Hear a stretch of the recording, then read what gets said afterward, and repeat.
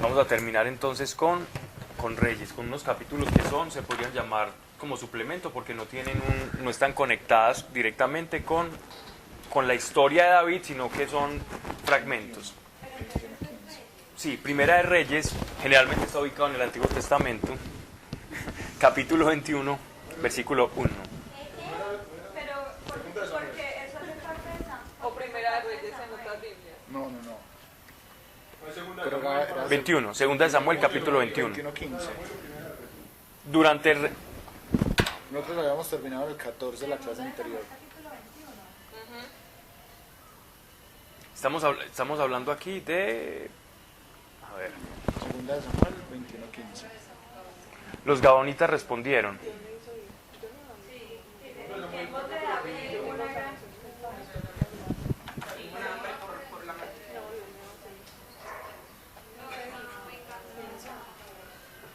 Es que sí, claro, estamos hablando... Ok. Durante el reinado de David hubo escasez de alimentos por 3 años. David oró al Señor y el Señor le contestó: Saúl y su familia asesinas son la causa de esta escasez de los alimentos por haber matado a los Gabaonitas. Esta es la misma historia que habíamos leído de las enfermedades, ¿no? Es que hasta ahí... Lo que pasa es que aquí esto es lo que se llama, es un suplemento deuteronómico. Pero eso ya lo habíamos visto, que él va y habla con los Gabaonitas y les dice qué quieren que haga Ajá. o sea, vamos para el versículo 15 de ese capítulo. Ok.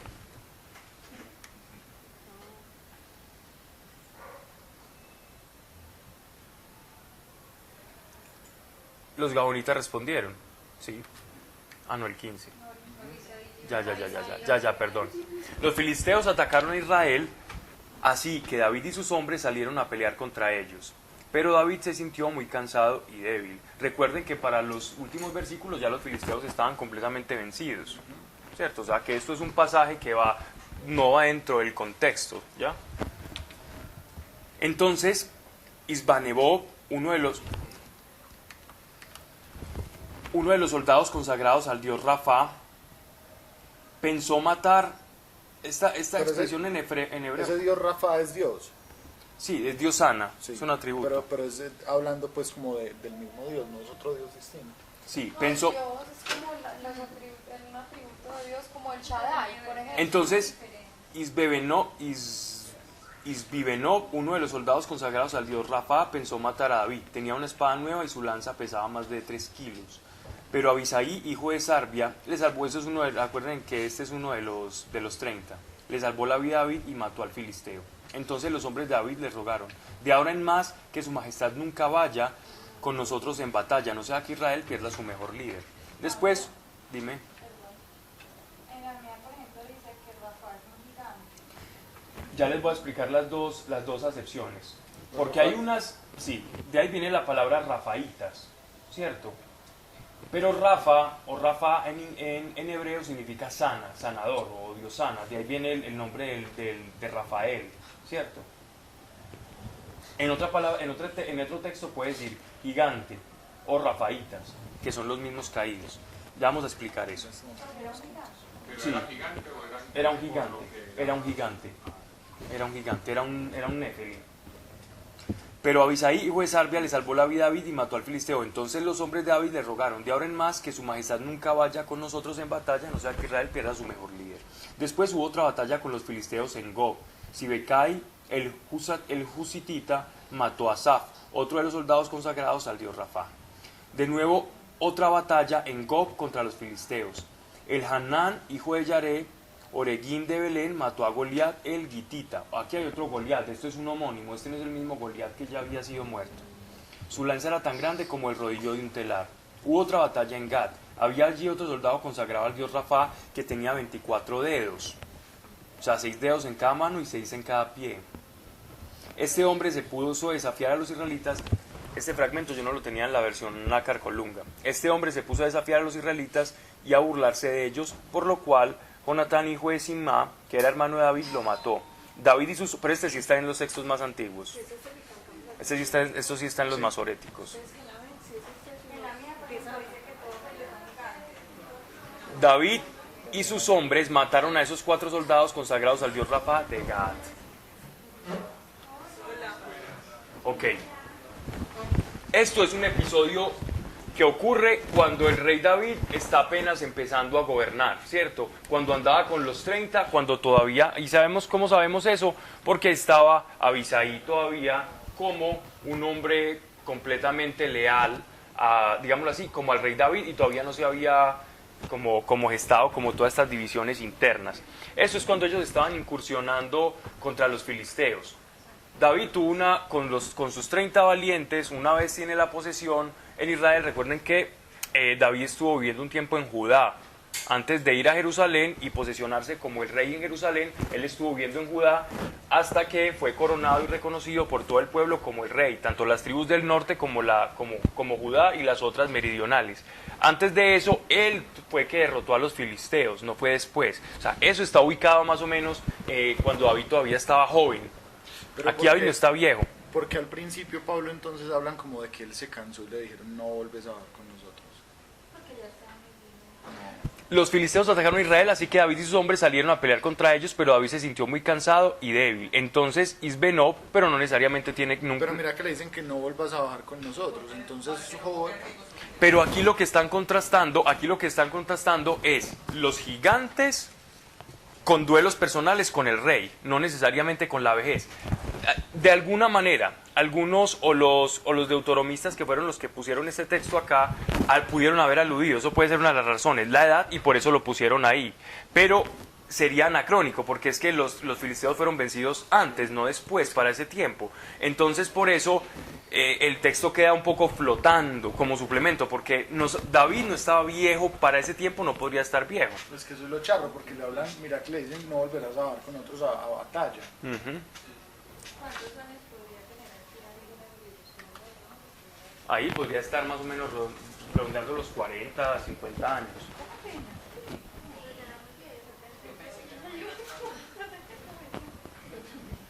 Pero para esa época ya era muy...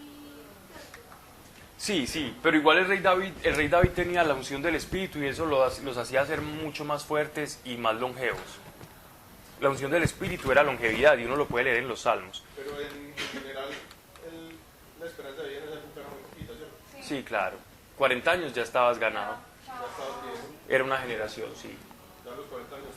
Pero para los israelitas, no necesariamente. Los israelitas sí duraban más. Pero porque tenían ahí. Por su régimen de alimentación, de asepsia y por la gracia de Dios. Y porque honraban a padre y madre, ¿no? Supone uno.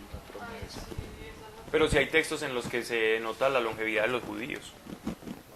Bueno, entonces aquí los rafaitas, ¿cierto? O en unas traducciones puede decir gigantes, en otras traducciones puede decir caídos, en otras traducciones puede decir nefelim.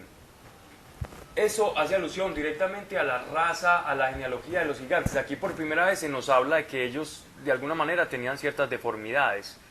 24 dedos. Eso no nos lo dicen en ninguna parte, nos lo están diciendo acá.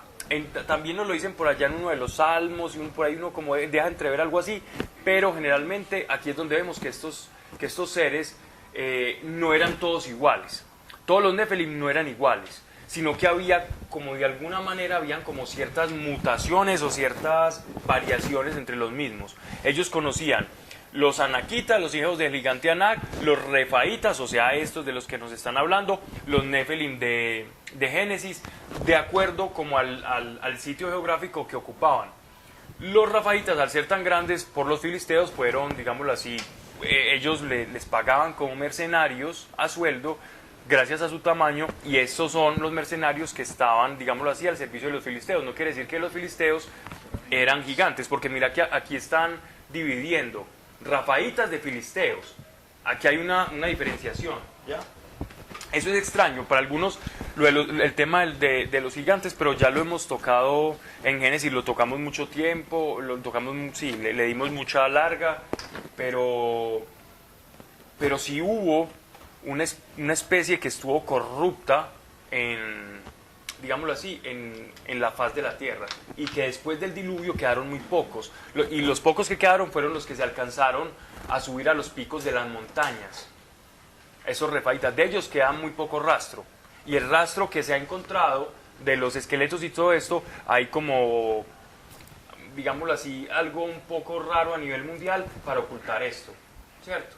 el Smithsoniano tuvo esqueletos de gigantes y hasta hace poco desarchivaron los documentos que avalaban los hombres de...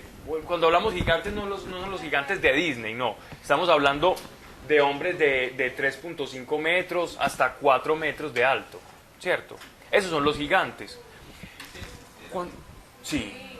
Cuando en la isla de Pascua, ¿han visto estas cabezas que ponen los Rapa Nui? Ese tipo de cabezas, cuando le preguntaron a los indígenas de eso sería en Pumapunku, creo que es que se llama.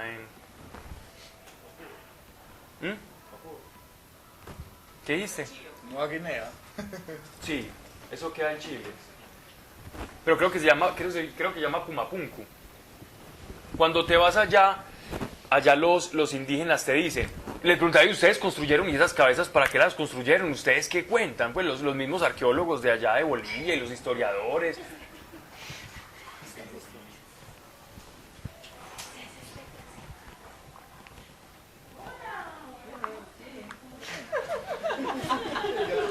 Ahora pasa aquí. Hola, Hola. Lauris.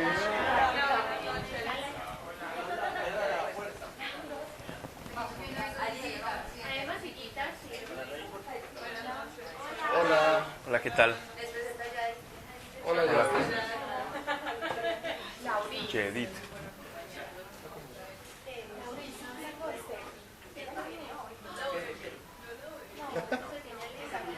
Mira la cara. Fui. Vamos a... Entonces, cuando se le pregunta a estos indígenas, ellos dicen, no, eso no lo construimos nosotros, eso lo construyeron unos gigantes que fueron castigados y los cubrió el agua. Dicen los indígenas de allá de Bolivia. Chile y Bolivia. Es que lo que pasa es que Pumapunku fue, digámoslo así, eso fue como una cultura que se extendieron a Chile, se extendieron por la parte de Bolivia. De hecho, de allá salieron los incas. Son como la casa matriz de los incas, por decirlo de alguna manera.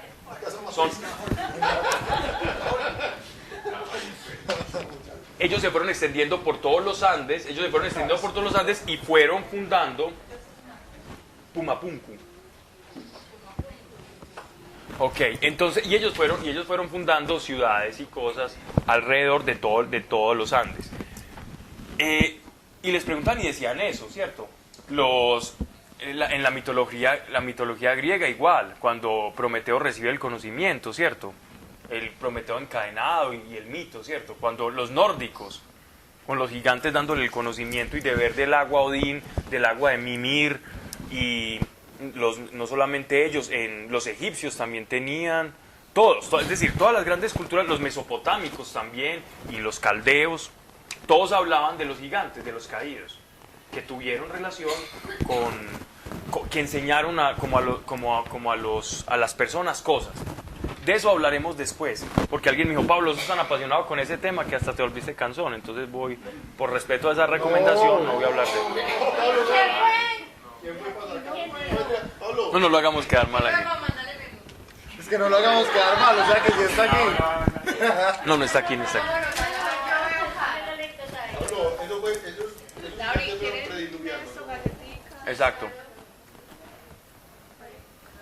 Total, de ellos se salvaron pocos, que fueron los que huyeron a ciertas partes altas.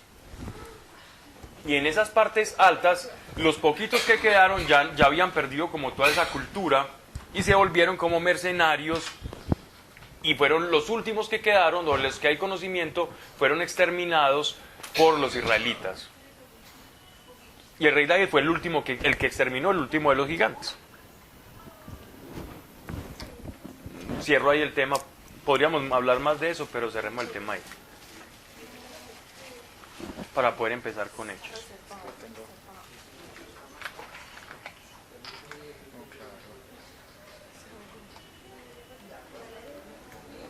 Cobrando vale recibe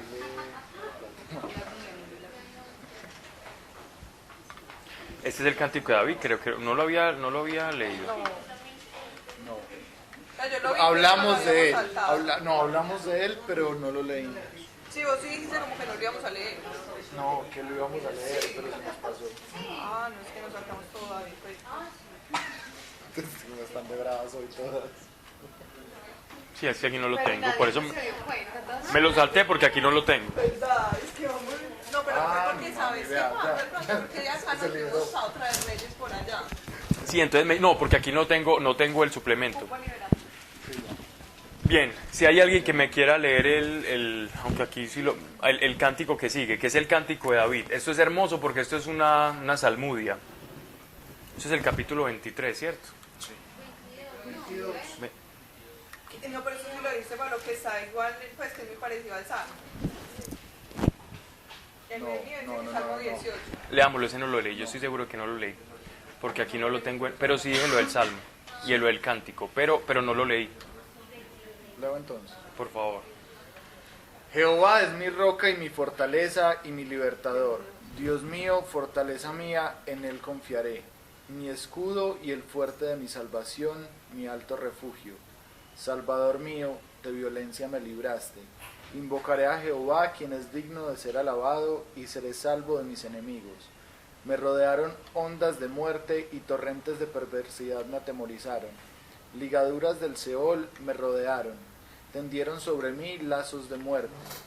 En mi angustia invoqué a Jehová y clamé a mi Dios, y él oyó mi voz desde su templo y mi clamor desde sus oídos. Templo, escúchese. La palabra templo en boca del rey David cuando no existía el templo, ¿cierto? Y mi clamor llegó a sus oídos. Y mi clamor llegó a sus oídos. La tierra fue conmovida y tembló, y se conmovieron los cimientos de los cielos. Se estremecieron porque se indignó él. Humo subió de su nariz y de su boca fuego consumidor. Carbones fueron por él encendidos, e inclinó los cielos y descendió. Y había tinieblas debajo de sus pies, y cabalgó sobre un querubín y voló. Voló sobre las alas del viento. Puso tinieblas por su escondedero alrededor de sí, oscuridad de aguas y densas nubes. Por el resplandor de su presencia se escondieron los carbones ardientes. Tronó desde los cielos Jehová, y el Altísimo dio su voz. Envió sus saetas y los dispersó. Él lanzó relámpagos y los destruyó. Entonces aparecieron los torrentes de las aguas, y quedaron al descubierto los cimientos del mundo, a la represión de Jehová. A la represión de Jehová por el soplo del aliento de su nariz. Envió desde lo alto y me tomó, me sacó de las muchas aguas, me libró de poderoso enemigo y de los que me aborrecían, aunque eran más fuertes que yo. Me asaltaron en el día de mi quebranto, mas Jehová fue mi apoyo, y me sacó al lugar espacioso. Me libró porque se agradó de mí. Jehová me ha premiado conforme a mi justicia, conforme a la limpieza de mis manos me ha recompensado, porque yo he guardado los caminos de Jehová y no me aparté impíamente de mi Dios, pues todos sus decretos estuvieron delante de mí y no me he apartado de sus estatutos. Fui recto para con él y me he guardado de mi maldad, por lo cual me ha recompensado Jehová conforme a mi justicia, conforme a la limpieza de mis manos delante de su vista. Con el misericordioso te mostrarás misericordioso y recto para con el hombre íntegro.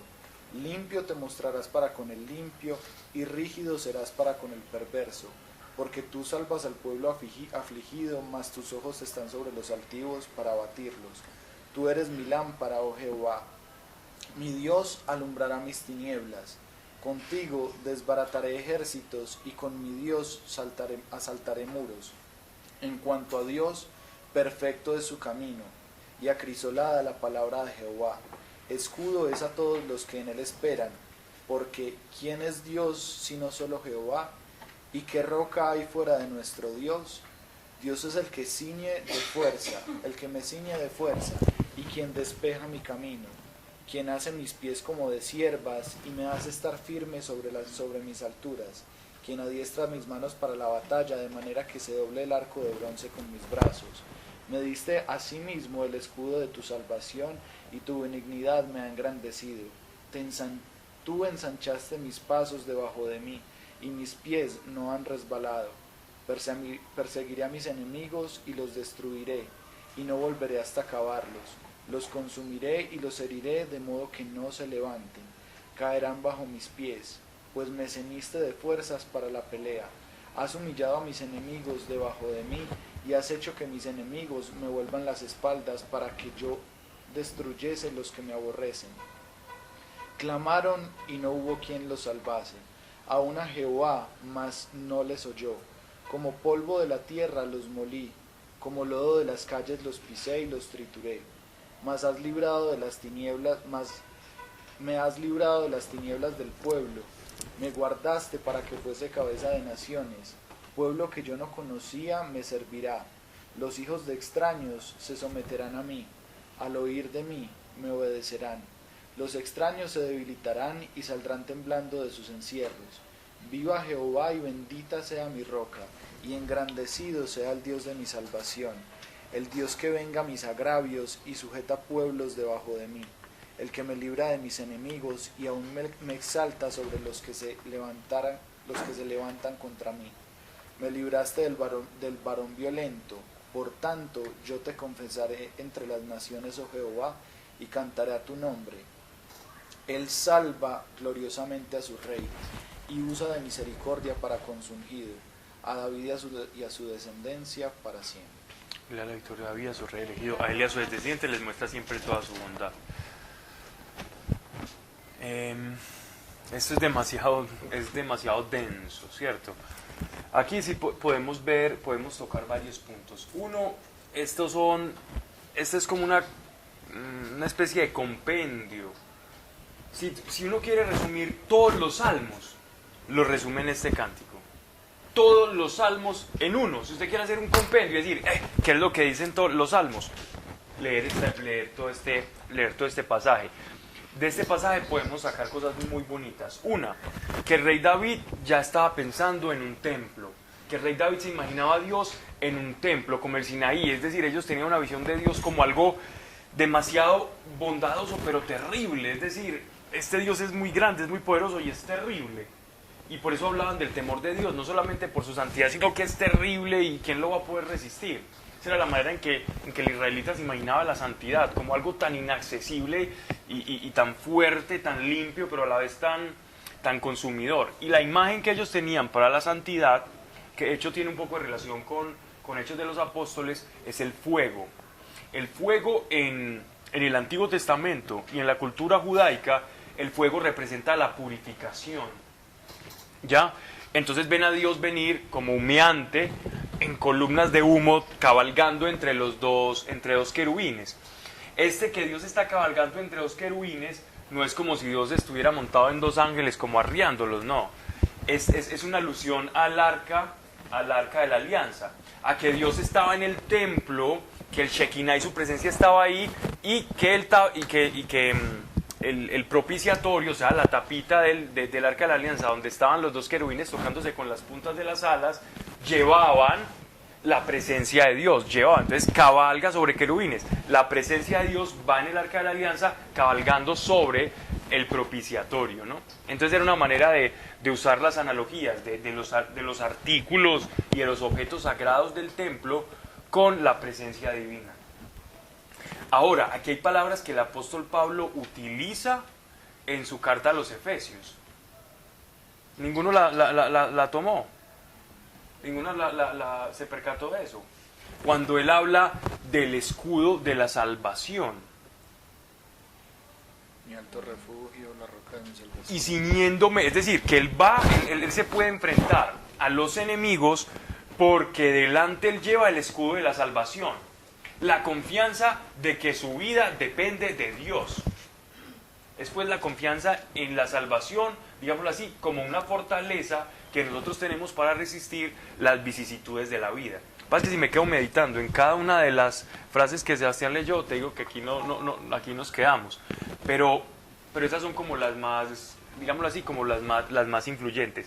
También nos hablan del arco, de la saeta, es muy proverbial en su composición. ¿En qué sentido es proverbial? En que los justos tendrán recompensa, digamos, los injustos y los impíos tendrán castigo. El sistema de aquello que yo siembro, eso voy a cosechar. La cosecha es superior a la siembra. Yo siembro una semilla y recojo un árbol.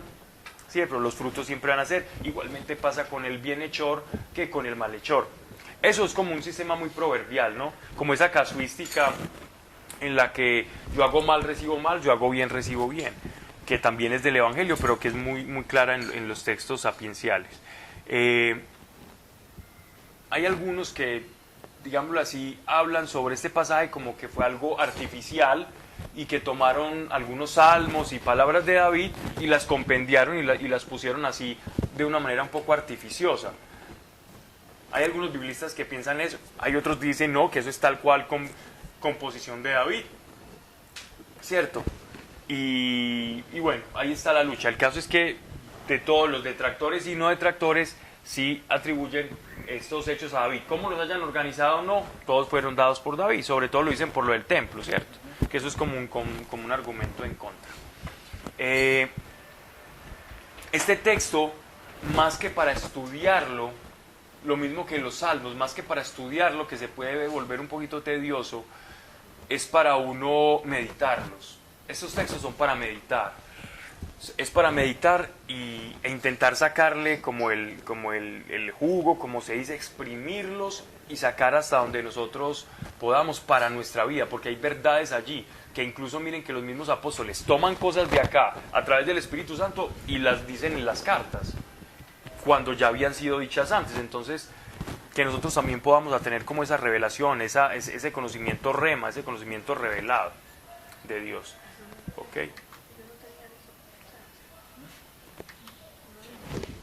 No. Ellos hablaban de 5 niveles de comprensión de las escrituras, ¿cierto? Pero bueno. Ahora sí, eso era como para explicar una parte que yo no tenía en esta traducción, porque eso se conoce como un texto suplementario que el 99% de las Biblias la tiene, excepto esta que yo tengo acá.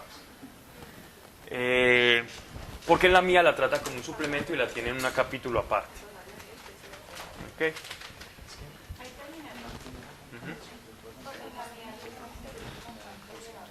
Sí, eso es, lo que pasa es que eso sí lo leímos la clase pasada. Solo ese capítulo no lo leí en la clase pasada. Y lo de los gigantes, no más.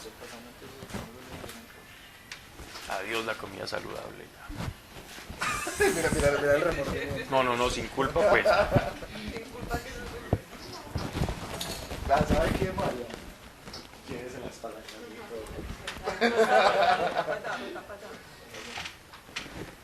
Aliméntame.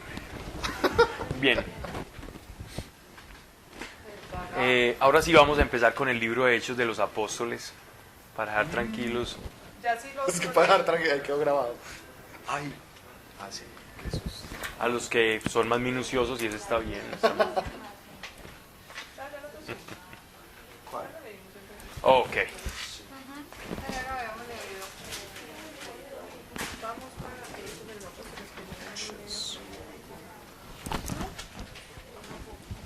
Bien, vamos entonces con la pequeña introducción que hice un poco sobre mi vida de este libro, que la verdad es muy, muy bello, es apasionante, es hermoso.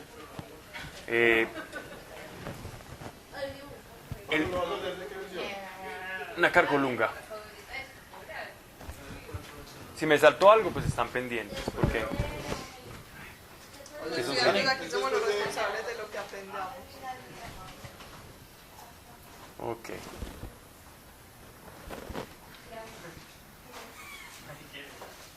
Este libro, Hechos de los Apóstoles, bien también podría llamarse Hechos del Espíritu Santo, ¿cierto?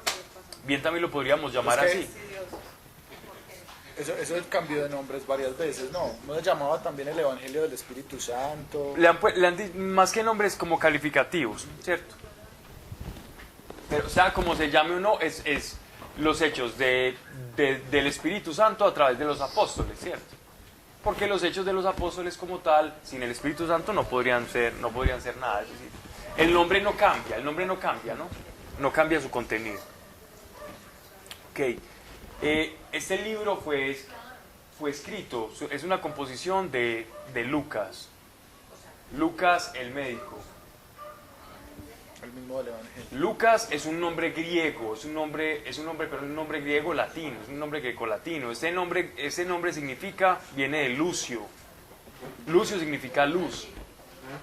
Por lo tanto, Lucas significa aquel que está con luz o está iluminado, por decirlo de alguna manera. Es el mismo compositor del Evangelio según Lucas.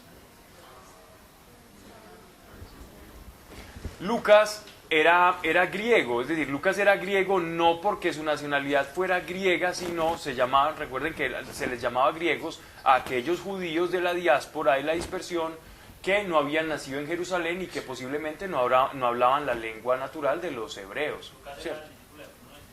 Lucas era un acompañante de Pablo, lo podemos ver en varias de sus cartas, él lo acompañaba.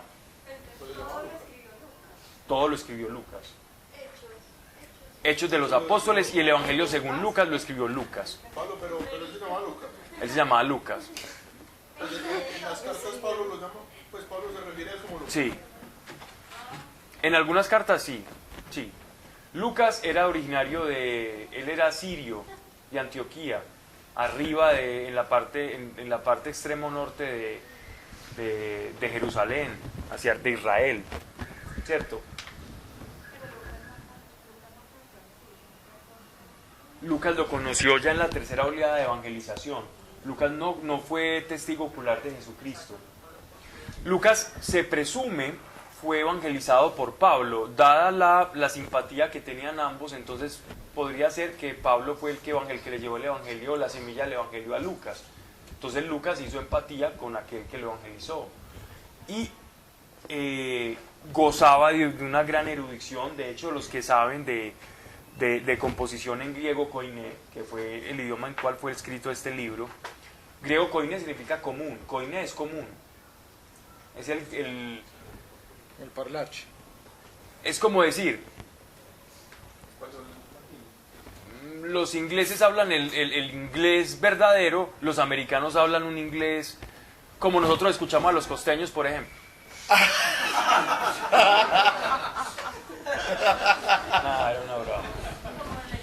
Que a veces se tragan palabras, por ejemplo, que se tragan así, por ejemplo, los ingleses escuchan a los americanos. Los americanos, en el inglés americano, es más laxo en su composición. Como los españoles y nosotros. No, pero ya los españoles perdieron eso de lo que gozaban antes, ya lo perdieron. Ya los españoles tienen el lenguaje supremamente dañado, pues los jóvenes. Porque los viejitos académicos de allá de la Universidad de Navarra y Salamanca, ni que hablar, ¿cierto? Entonces, digámoslo así, el común, el griego koiné era el griego común a todos, pero no era el griego elegante, ¿cierto? Entonces, no, el costeño era... Eso era porque lo dijo lo del nacional. Entonces este griego koiné, cuando alguien que conoce este lenguaje, los eruditos en la materia, ven que es uno de los libros con mejor composición de todo el Nuevo Testamento. En su orden, en su cronología, en las fechas, incluso no da fechas, es súper prudente, pero en su composición literaria es un libro muy bien hecho. Es decir, era una persona que sabía, era una persona con un grado de erudición, y era médico. Y a su vez era un hombre completamente sistemático, ¿cierto? El Evangelio de Lucas es sistemático. Miren cómo empieza el Evangelio de Lucas. Oh, excelentísimo Teófilo, me he dado yo a hacer cuentas y a buscar lugar por lugar y con las personas. Él se entrevistó con todas las personas, él estuvo con María, para poder hacer su evangelio muy diligente, ¿cierto? Para llevarlo al mundo gentil. Sabemos que él era judío. Lucas era judío, Lucas no era gentil del todo. Lucas era un judío helenizado, era un judío griego, ¿cierto? Pero él era judío. Lo sabemos también porque estudiando la composición de Hechos de los Apóstoles hay muchos arameísmos, hay muchas frases es como un griego forzado desde el arameo. Entonces los que han estudiado en varias partes nos damos cuenta que Lucas no era griego, sino que él era un judío de Antioquía, igual que por ejemplo, muchos de los primeros padres de la iglesia, que fueron de esa tercera oleada de la evangelización, y ellos venían de la iglesia judía de Antioquía. Había también iglesia judía en Alejandría, en Egipto, en África, también había en Samaria, también había y en Jerusalén, obviamente, que fue la primera. ¿Cómo? Sí, cuando Lucas se convirtió, ya Pablo había hecho digámoslo así, estaba ya en su primer viaje. O sea, ya se estaba extendiendo el evangelio fuera de Jerusalén, a Samaria y a Asia y a África. Bien.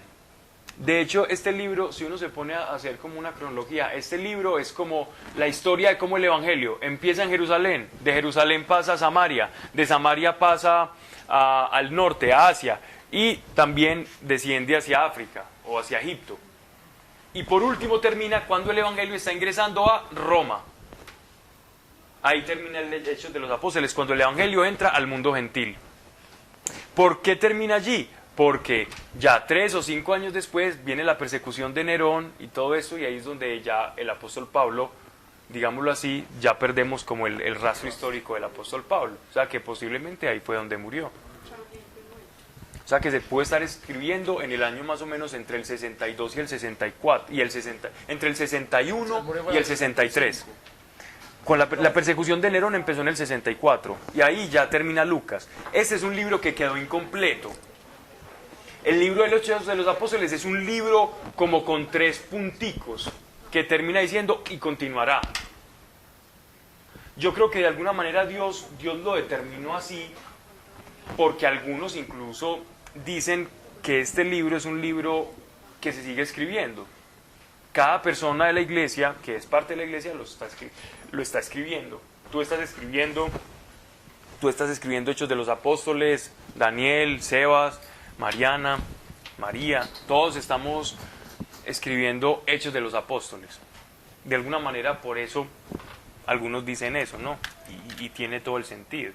Y no lo dicen como algo romántico, de hecho tiene sentido así. Okay. Pablo, pues tengo una pregunta. No hemos empezado a leer, pero ahí va. Es que me va a tirar por el balcón más o menos, ¿no?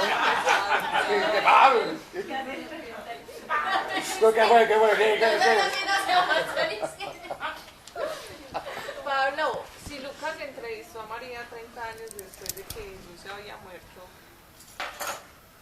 María ya estaba muy viejita, ¿no se supone que ellos se mueren más jóvenes? Entonces, era María. De hecho, de María no tenemos testimonio de cómo murió. Por eso. Pero es algo muy teso, ¿no? Sí. Pues como históricamente, como que María viejita no existe, pues como en la mente de la gente. Pues por lo menos en la mía, María viejita como que no existe. Pero hagamos una cosa, miren, hagamos un ejercicio. Lo que pasa es que María, siempre nos han vendido una imagen de María siempre joven. Sí, por eso, o sea. Pero María, siendo las niñas judías tenían, a su primera menstruación ya era la edad para que se casaran, ¿cierto? Es como 13. muy posiblemente 12 o 13 años. Sí. Faltaba una que jugaba más con muñecas y a los 14, pero normalmente era en su primera menstruación ya el padre empezaba a hacer el desposorio. A los 15 ya se sentían dejadas. Sí, sí, es verdad. Es completamente cierto lo que está diciendo Sebastián. Una mujer a los 20 años allá en Judea, Beata. ya no estaba vistiendo santos, sino rabinos o levitas.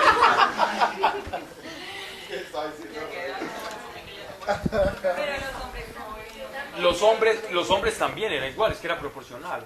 Los hombres de 15 años ya estaban. De hecho, los hombres eran hombres. En el judaísmo, a los 12 años.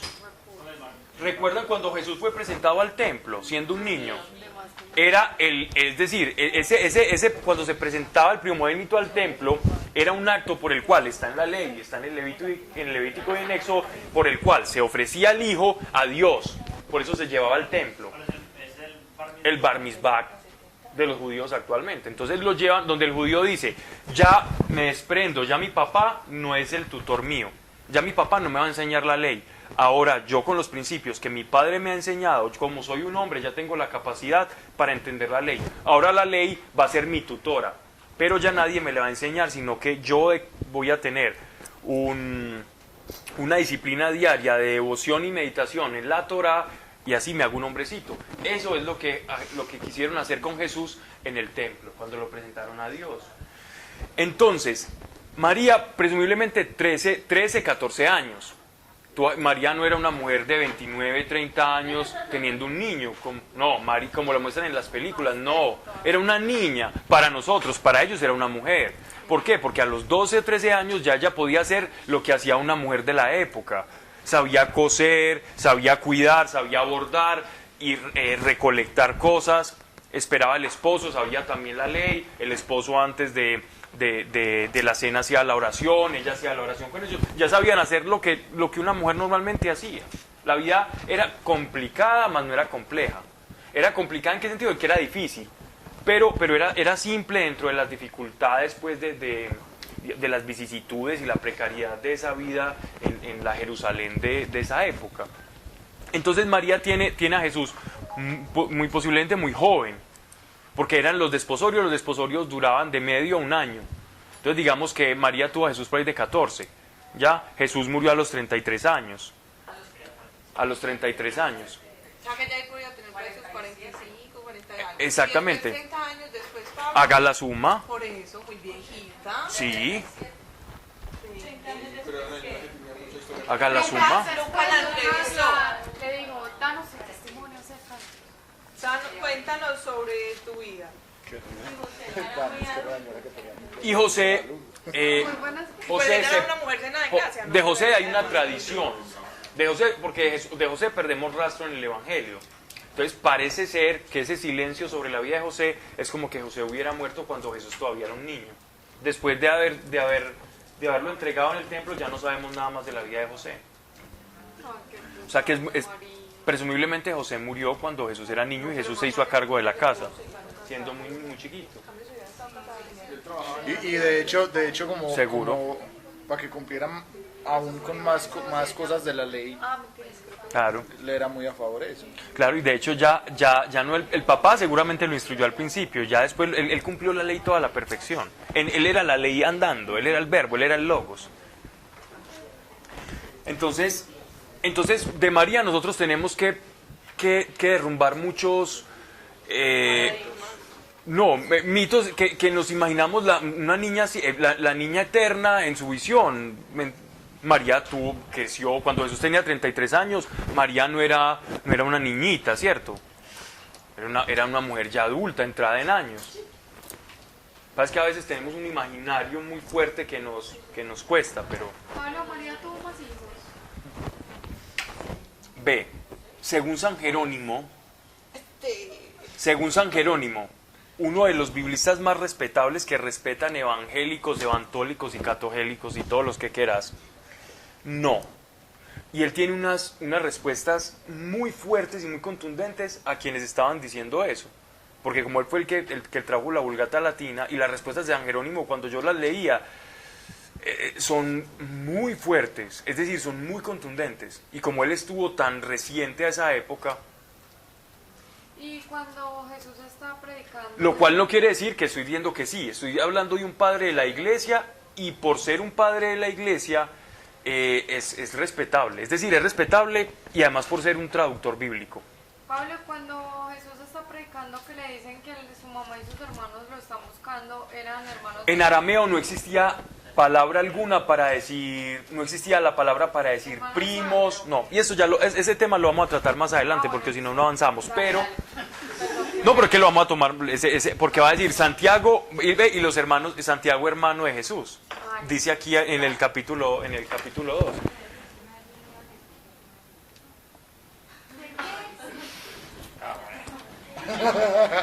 Sin embargo, sí les digo algo al respecto. Sí les digo algo al respecto. El idioma, los hebreos, cuando uno toma textos, yo me he tomado el trabajo de leer textos de la época de Jesús en hebreo, y igualmente dicen exactamente lo mismo.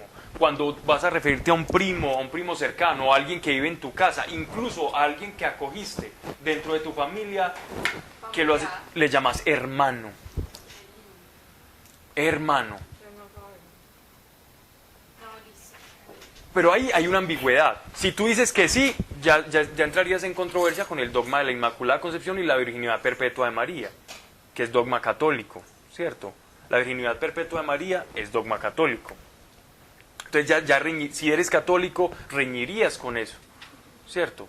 Pero si dices que sí, si dices que no, igual tampoco afecta en lo absoluto. Yo, en mi posición personal, yo creo que él fue hijo único. Yo creo que él fue hijo único, en mi posición personal, por lo que he estudiado de la Biblia, ¿cierto? Pero también conozco gente supremamente erudita en la Biblia que me dice 30.000 cosas para decirme que sí tuvo más hijos. Y me citan varios textos de mucho peso, ¿cierto? Pero cuando yo leo a San Jerónimo y otros textos, digo, cuando veo que no existía esto, cuando veo que Jesús le dice a María, cuando le dice a Juan, he aquí, mujer, he aquí a tu hijo y he aquí a tu madre, él está cumpliendo algo que decía la ley, que como hijo único, ella iba a quedar desprotegida. Entonces él se la está entregando a él, como quien dice, le toca a usted, porque tiene que cumplir la ley, para que la proteja. ¿Y por qué no estaban los otros hermanos? ¿Y por qué no se quedan? ¿Y por qué se lo entrega a Juan? Y no se lo entrega a Santiago el mayor o a Santiago el menor, que dicen que son los hermanos, cuando por ley ellos lo deberían cuidar. ¿Y por qué nunca estuvieron con María, sino que ella siempre estaba sola? Entonces, y a la par de eso... O sea, que eso muestra también lo de que José pues, muy probablemente sí se murió muy jovencito, pues, con José muy jovencito. Sí, claro. José en ese momento no existía, porque si no, él no le hubiera dicho, porque la ley dice que el esposo tiene que hacerse cargo de su esposo. No estoy diciendo que eso sea la verdad. Esto es susceptible de investigación profunda. Es lo que es el resultado de lo que yo he estudiado, pero puedo estar o no equivocado. Pero tengo esa tranquilidad, pues. Mira, de esa teoría, pues es algo muy sencillo que yo no conozco y debo desconocer más. Cuando Jesús estaba pequeño, José ya era una persona de gran edad. Esa fue otra solución que se dio ante lo de los hermanos de Jesús por algunos comentaristas, sobre todo en los primeros siglos, que los que son hermanos de Jesús eran hijos de un matrimonio previo de José, ¿cierto? Que María fueron segundas nupcias de José. Hay algunos que argumentan esto, pero es como una manera de yo decir, sí, María solamente tuvo a Jesús y por eso hice más hermanos, pero es un poco forzada. Sin embargo, lo de que Jesús fue hijo único toma mucho peso, sobre todo en el Evangelio de Juan, pues en la pasión, cuando él le entrega, y algunos dicen que eso fue como la iglesia, pero en verdad él estaba cumpliendo la ley.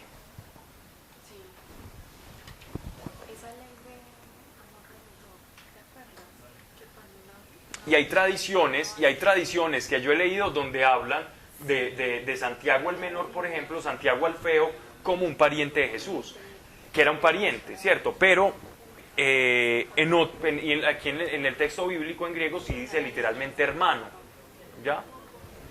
Pablo, ¿y Jesús tuvo hijos o novia o tuvo relaciones? En lo absoluto.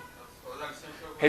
Jesús era como un, digamos así, un nazareo, pues, por decirlo de alguna manera. Era una persona consagrada y con votos. Y los votos eran castidad y todo era dependencia de Dios. Él no cayó, bueno, pues eso no era pecado, eso sería casado. Pero... Esa no era su misión en la vida, no era dejar descendientes ni era casarse. Su misión en la vida era salvarnos. No le hubiera dado Y él solo hizo eso en su vida. Él sabía que iba a morir, que él no iba a... Él sabía todo. iba a poner a inventar ahí. Él lo sabía. No le daba tiempo de predicar y andar por ahí y tener unas Hay muchos evangelios y textos peregrinos o llamados apócrifos que han intentado meter a María Magdalena, a Jesús. Hay otros que son novelas, un montón de digámoslo así, de cosas que van saliendo ahí como para desvirtuar y generar escándalo. Y como el escándalo vende, pues la gente compra y consume, pero sin saber lo que está consumiendo. Fueron 300 años después de Cristo y fueron escritos en copto, que era el idioma gnóstico, era el idioma de los egipcios de la época. Entonces los gnósticos pues combinaban de todo y hacían un eclecticismo y ahí el evangelio apócrifo. Y entre más escándalo produjera, mejor. Ese es un evangelio escrito en copto, el evangelio de Judas, en el que Judas estaba cumpliendo una gran misión encomendada por Dios y que fue malinterpretada. Y bueno, en fin, tenemos que tener cuidado con eso. Respecto a esto, pues ya les hemos adelantado un poquito. Capítulo, aquí vamos en... Capítulo 1. Sí, en el primer libro, oh Teófilo, traté de todo lo que Jesús hizo y enseñó. ¿A qué libro se está refiriendo Lucas? Evangelio. El Evangelio de Lucas. Okay. En su gran mayoría, todos los padres de la iglesia, los académicos, los teólogos, los estudiosos de las escrituras, de toda índole, de toda rama, de toda facción, de toda denominación, casi con unanimidad, creen que él se refiere en el primer libro al Evangelio de Lucas, ya que nosotros vemos que cuando uno se termina el Evangelio de Lucas, casi que empata perfectamente con Hechos de los Apóstoles. Si yo me leo Lucas y después sigo con Hechos, estoy siguiendo una historia, digámoslo así, de manera sistemática, coordenada y ordenada. ¿Por qué andan desfilando tanto por ahí? Con agua, ok. ¡Qué horror! Bien. ¿Tienes agua, Pablo? Ok, no, estoy molestando. Que como les veía, yo pensé que era que estaban cogiendo algo muy rico por allá. ¿Agua? Cuando vi que era agua me desanimé. En el primer libro, oh Teófilo, traté de todo lo que Jesús hizo y enseñó. Otros dicen que el Evangelio de Lucas nos llegó sin una especie de fragmento en el que Lucas hacía como una especie de prólogo.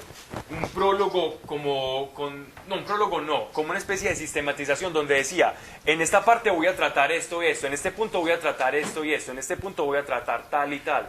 Y eso le faltó, y a ese primer libro es lo que él se está refiriendo, ¿cierto? Como cuando uno toma un librito de biología o de matemáticas y uno dice, conjuntos, de la página 1 a la 16. Que eso es lo que ha faltado acá. Eso más o menos lo opina un 10% de los teólogos, no es la opinión más aceptada. La opinión más aceptada es que el primer libro al que él está hablando es el Evangelio de Lucas. Teófilo, si uno desmenuza esa expresión en griego, teo es Dios, filo es amor, o sea, es un nombre el que ama a Dios, ¿cierto? Teófilo significa quien ama a Dios. Entonces, ahí va el punto. Teófilo puede ser una manera de tratar como de majestática, es decir, como de majestad hacia alguien, como decir exceltísimo prelado o excelso gobernante, gobernador, procónsul, cónsul. Era una manera majestática de referirme a alguien, como por digámoslo así, el cargo o la dignidad a la que esa persona ostentaba, entonces se refería así. Pero también es un nombre propio, es un nombre en singular.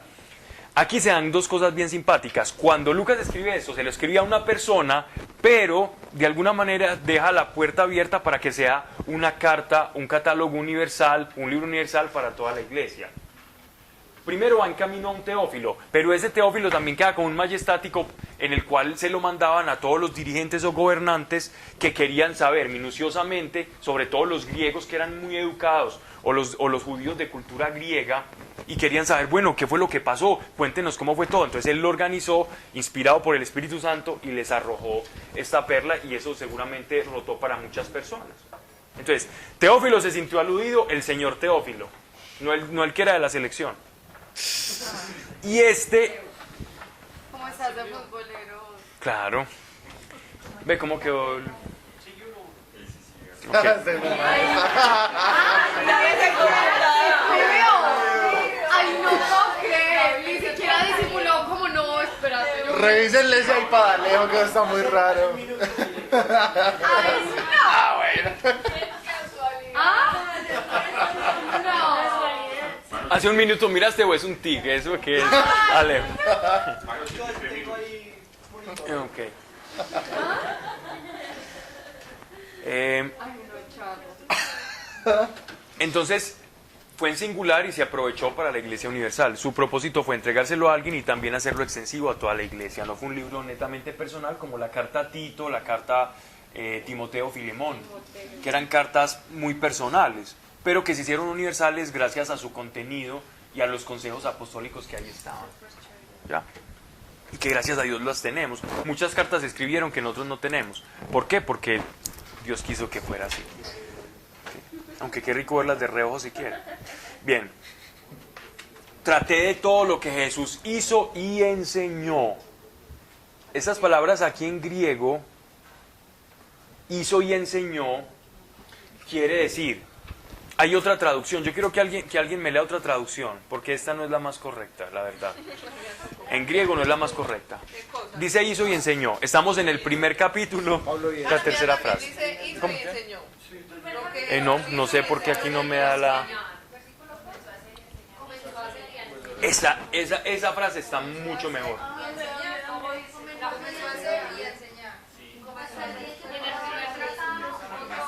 Hablé acerca de todas las cosas que Jesús comenzó a hacer y a enseñar. Eso es importante.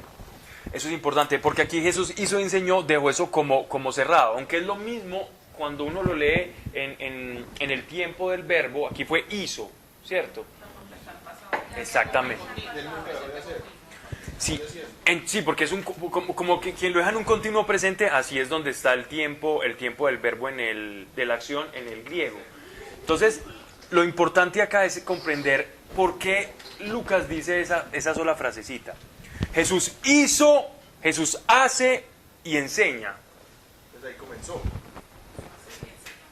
¿Qué sentido tiene eso? No, pero miren qué sentido tiene eso. vivo.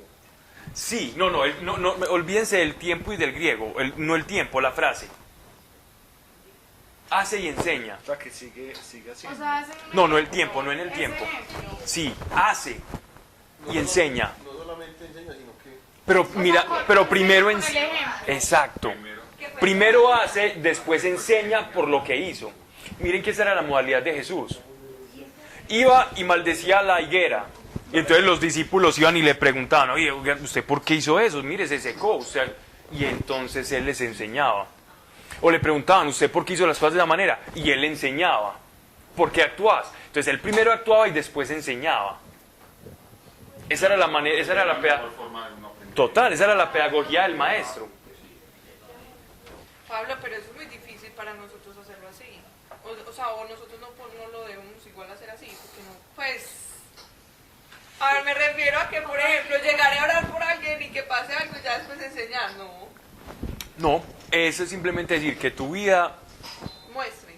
sea tu enseñanza. No, y de hecho le estaba enseñando a personas que ya venían caminando con él. Claro. No fue el primer aparecido que, Sí, lo sí. vi haciendo eso.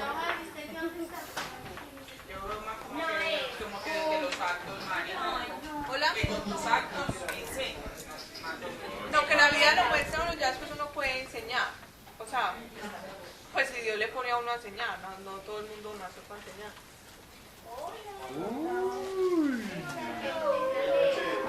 Pero ve, allí hay más. Dios, es muy bonito porque los desastres no hemos empezado. Pues apenas estamos empezando. Tomeo. Estamos en el capítulo 1:1. Mejo, ya tiene la tonsura franciscana, hermano.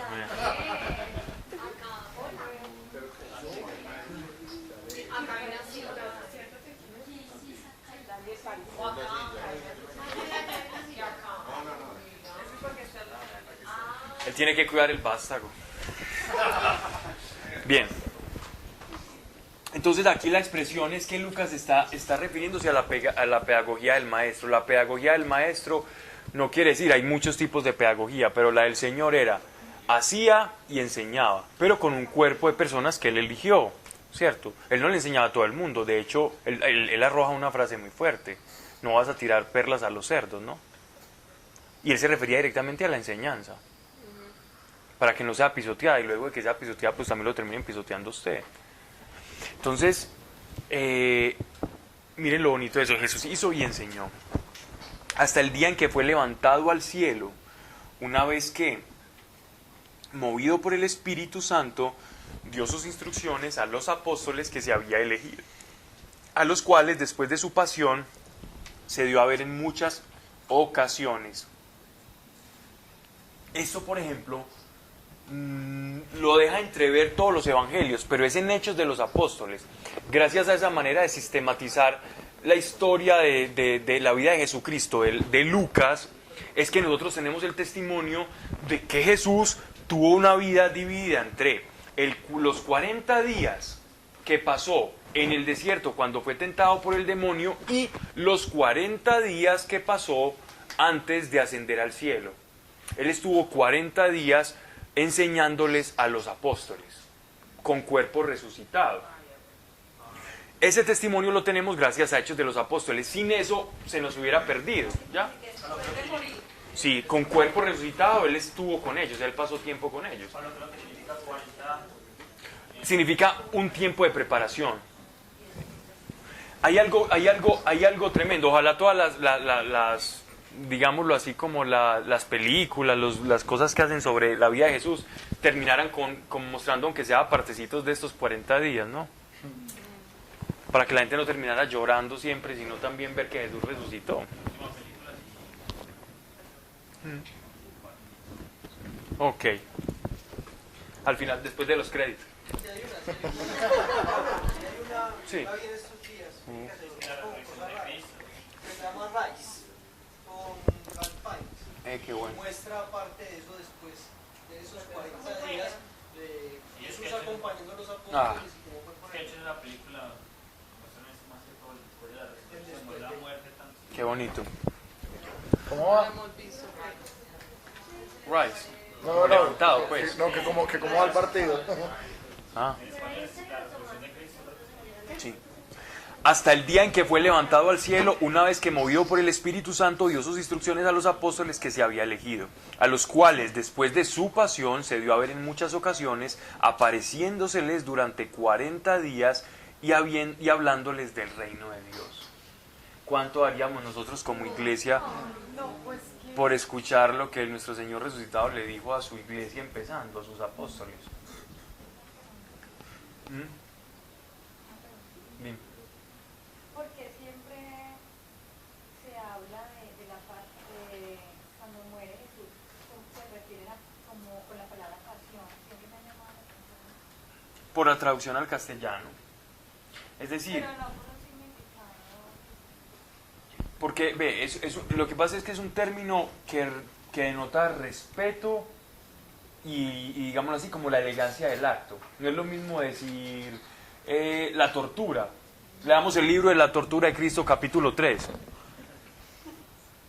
Cierto, es un libro que denota cierta dignidad.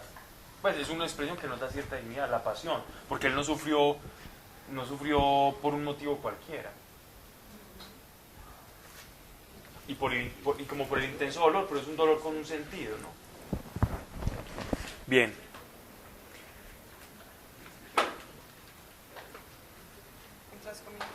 Entonces, estamos leyendo hablándoles del reino de Dios. Esto es bien bonito, porque Él les está hablando del reino que Él está viendo y que Él está expresando en su cuerpo resucitado. Ellos están escuchando cómo ha de ser su nueva naturaleza, lo que ellos van a recuperar, cómo funcionan las cosas en el reino angélico, cómo es el mundo espiritual. Él les está explicando el reino de su Padre y cómo es el reino del Mesías y cómo ellos van a empezar ese reino del Mesías y ese reino de Dios aquí en la tierra. Esos 40 días Él les está explicando cómo van ellos a ser la génesis, los gestores, el germen que va a comenzar a esparcir la semilla del Evangelio. Ellos van a ser los iniciadores del reino de Dios. Pero todavía no comprendían mucho y lo vamos a ver un poco adelante. Hay un libro, hay libros apócrifos que hablan de lo que Jesús les dijo en esos 40 días. Uno puede ver unos libros, uno que llama el Pitis Sofía, pero son invenciones terribles y peligrosísimas. Porque no las escribieron ni los apóstoles ni los creyentes, sino una gente que quería enredar la pita, ¿cierto? Y comiendo con ellos, y miren lo enfático en que es Lucas al decir y comiendo con ellos, de tal manera que no nos quepa a nosotros como iglesia la menor duda que el cuerpo glorioso es un cuerpo que goza de materialidad. Comió, ¿cierto? Con ellos. Es decir, Él no resucitó aparentemente, Él no resucitó como una abstracción espiritual, como un fantasma, ¿cierto? O en el corazón. Como muchos andan diciendo, muchos de corriente humanista, teólogos humanistas, ay, tan lindo, es que alcemos las manos que Jesús resucita en nuestro corazón. En nuestro corazón no resucita sino una vena ahí taponada, un problema que se... ¿Cómo? 40, se quedó 40. ¿Por qué no se quedó más tiempo? No, lo que pasa es que el 40 días, cuando la Biblia usa el 40 años o 40 días, a veces es literal, otras veces nos está hablando de un tiempo indeterminado que demuestra que hubo algo que se completó, fue un ciclo, algo que se terminó, una cosa que se empezó con un propósito y se terminó y se cumplió. Los 40 años en el desierto del pueblo de Israel, los 40 días de Jesús en el desierto, ¿cierto? Los 40 años de Moisés cuando estuvo en Egipto y después sale ya a pasar el Mar Rojo, ¿cierto? Cuando se encuentra con Jetro, fueron 40 años. Moisés liberó al pueblo de 40 años. Y después el pueblo pasa 40 años en el desierto. Entonces nos habla de ese tiempo de preparación, ¿no? Miren que siempre cuando existen 40 en la Biblia hay una preparación mediante, ¿cierto? Hay preparación. ¿Para qué? Para una obra, para un propósito, para un llamado, para que Dios forme algo dentro de nosotros. Por eso la Biblia habla de la Cuaresma. Sí, preparación. Exacto. Exactamente. Pero aquí esta expresión que dice, una vez que estaba comiendo con ellos, pues donde tiene que salir de Jerusalén. O sea, se refiere... Ahí ya te estás adelantando un poquito. No, ella estaba preguntando el comiendo, ¿no? Sí. ¿Qué ibas a decir? Ah, ok. Este es el bullying. ¿Sabían que aquí, una vez que estaba comiendo con ellos, era después de que Jesús ya había... Claro, esto ya aquí pasó. No fue antes. No, esto es resurrección, esto es después. También comió con ellos antes, pero aquí están hablando de cuando... Esa no es la última ellos, cena, esto no es la institución de la cena eucarística. Sí, pero ¿cómo sabes que eso es? ¿Cómo se sabe que sí es? Obviamente, Oye, ahí dice, ellos fueron a los... en el primer libro, oh Teófilo, traté de todo lo que Jesús hizo y enseñó, o sea, el Evangelio de Lucas. Y él ya dijo que ya explicó como Jesús, hasta el día en que fue levantado al cielo. Una vez que, movido por el Espíritu Santo, dio sus instrucciones a los apóstoles que se había elegido, a los cuales después de su pasión, miren, después de su pasión, se dio a ver en muchas ocasiones. Después de su pasión se dio a ver en muchas ocasiones. De hecho, cuando nosotros leemos en los evangelios, no lo sabemos. Muchas. Un número indeterminado, pero bastante. Sí, no hay un número, una cifra exacta que nos diga. No. Y miren, hasta que los preparó. Y miren que cuando nosotros leemos lo de Tomás cuando dice, Señor, yo necesito ver, y él le dice, hunde tus dedos en mis llagas, en mi costado, uno se imagina que eso fue acto seguido después de su muerte y resurrección. No, ese evento entra aquí. Ese evento entra dentro de estos muchas veces que él se apareció.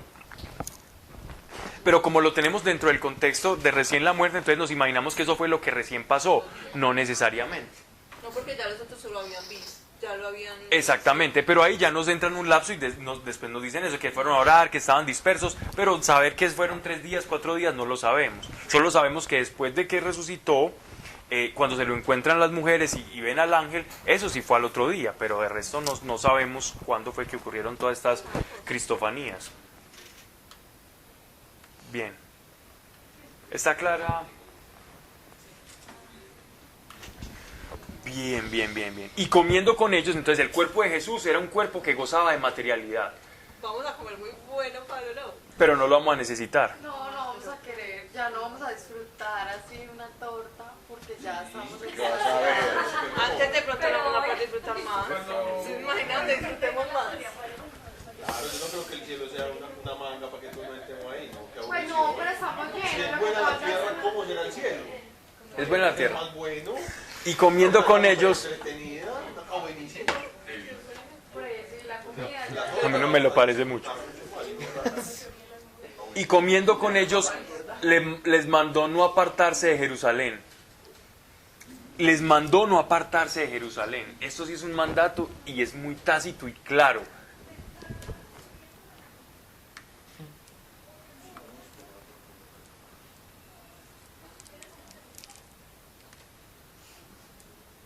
Jerusalén, como bien saben ustedes, era la ciudad de la promesa, la ciudad del gran rey y la ciudad donde fue edificado el templo. Si ellos se movían de Jerusalén, el Espíritu Santo iba a descender sobre Jerusalén. El Espíritu Santo en ese momento solo iba a descender sobre Jerusalén. Ahí tenía que descender la gracia del Espíritu Santo. Es decir, porque Jerusalén era la ciudad sobre la cual habían sido dadas las promesas al rey David y a los profetas. Ya vamos a leer muchas promesas de esas que Dios había hecho. O sea, que ellos tenían que, en Jerusalén era la ciudad por excelencia para recibir estas promesas.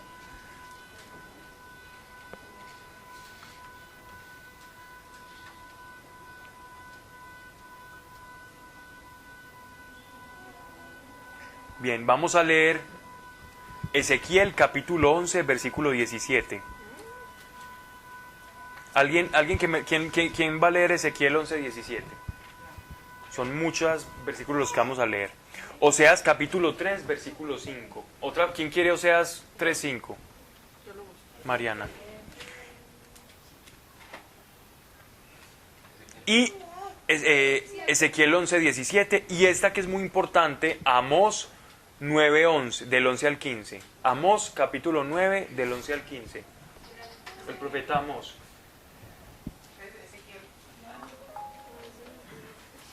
¿Quién lo va a leer? Lauris. Y vos me puedes ayudar con el Salmo 110. Ese sí lo conoce casi todo el mundo. Oseas 3.5, Ezequiel 11.17, Amós 9, del 11 al 15. Amós, sí, necesito que alguien me ayude con Amós. Salmo 110. Sí. Del 2 al 5. Ezequiel 11.17. ¿Por qué vamos a leer todo esto? Para responder la pregunta de Santiago. ¿Por qué tenía que ser en Jerusalén? Listo, empecemos.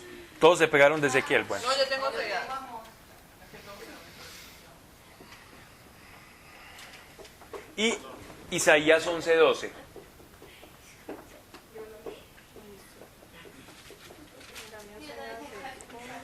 Bueno, quiero escucharlos de ustedes. Aunque yo los tengo acá ya identificados, me gustaría escucharlos de ustedes.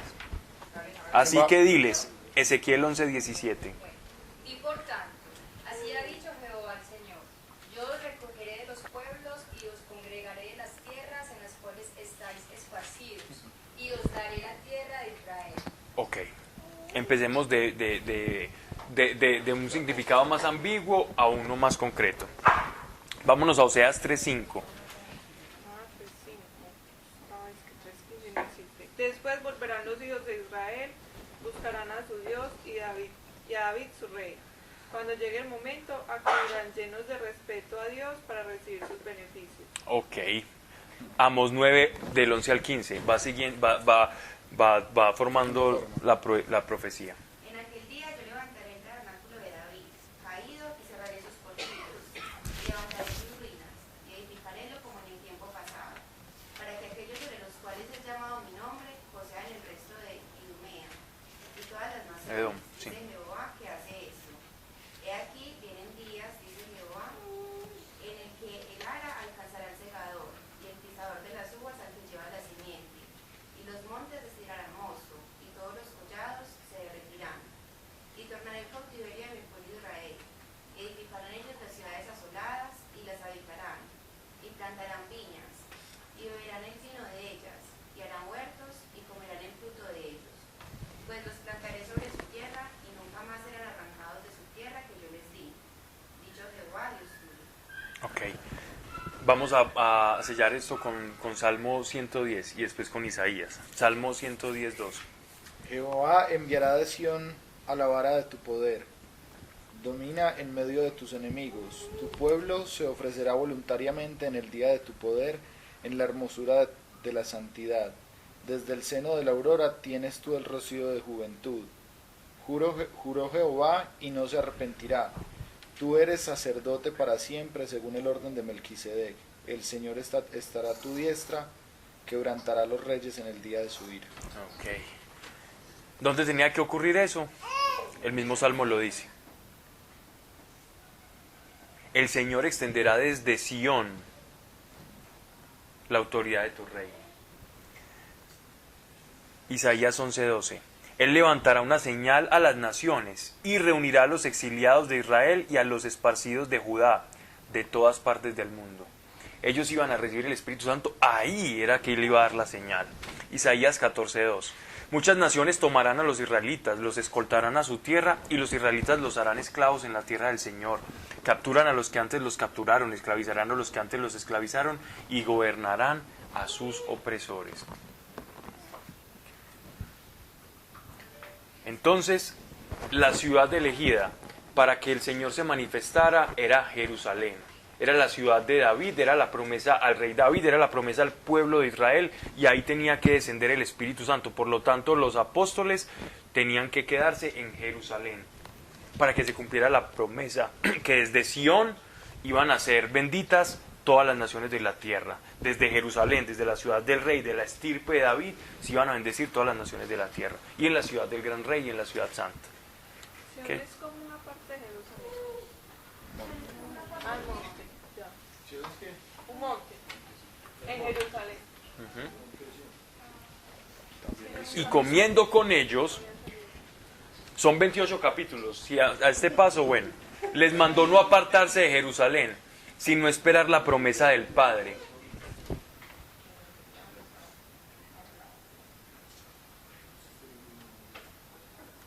¿Cuál es la promesa del Padre? Que Juan bautizó con agua, pero ustedes serán bautizados en el Espíritu Santo. Exactamente. Eso lo dice en los evangelios cuando nosotros leemos, siempre, recuerden cómo empieza a predicar Juan Bautista. Y vendrá uno del cual yo no soy digno de desatarle las sandalias, que los bautizará en Espíritu Santo, que los bautizará en fuego. Yo los bautizo en agua, pero él los bautizará en fuego. Quédense acá, porque yo les daré al Espíritu Santo, y él les va a guiar hacia toda la verdad.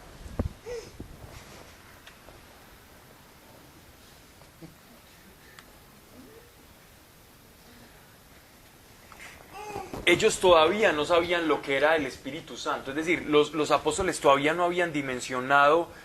Cuando Jesús les decía el Espíritu Santo, ellos se imaginaban, ¿será que vamos a ser como ungidos como profetas? ¿Será que vamos a tener poder? Pero todavía no tenían ese conocimiento de la tercera persona de la Trinidad, porque no lo habían recibido. Ellos es que después se van dando cuenta de quién es el Espíritu Santo realmente.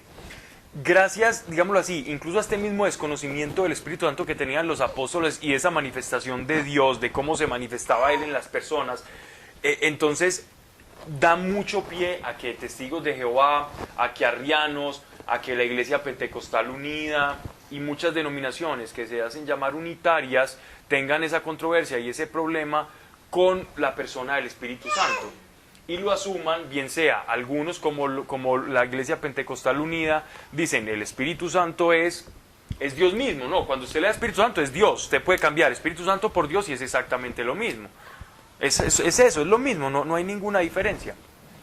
Vas a ver también quienes dicen, no, como los testigos de Jehová, el Espíritu Santo es una fuerza activa, es la fuerza activa de Dios en todo aquel que cree. Y es el que los hace caminar tanto. Eso me lo han dicho, ¿sabes? Me lo han dicho. ¿Usted cree que si no tuviéramos la fuerza del Espíritu Santo caminaríamos tanto? Y yo, claro, ¿cuántos vendedores caminan más que ustedes? Muy bien. Bien. Pues, pero bueno, entonces ya suponen que ese es el Espíritu Santo, la fuerza que les da para caminar. Ellos creen que es la fuerza activa de Dios en ellos, es decir, es simplemente una manifestación del poder de Dios. Sin embargo, a lo largo de las cartas de los apóstoles, de Hechos de los apóstoles mismos, nosotros vemos cómo ellos empiezan a tener un conocimiento del Espíritu Santo hasta el punto en que dice el apóstol Pablo, no contristéis al Espíritu Santo, ¿cierto? Esto le pareció al Espíritu Santo, no le pareció a la fuerza activa de Dios una cosa. Es que a la electricidad le pareció que yo era muy feo. Es que la electricidad se entristeció. Eso no tiene sentido. Entonces a ellos les toca cambiar unas reglas del griego koiné para poder seguir argumentando lo que Russell en algún momento le dio por decir, ¿cierto?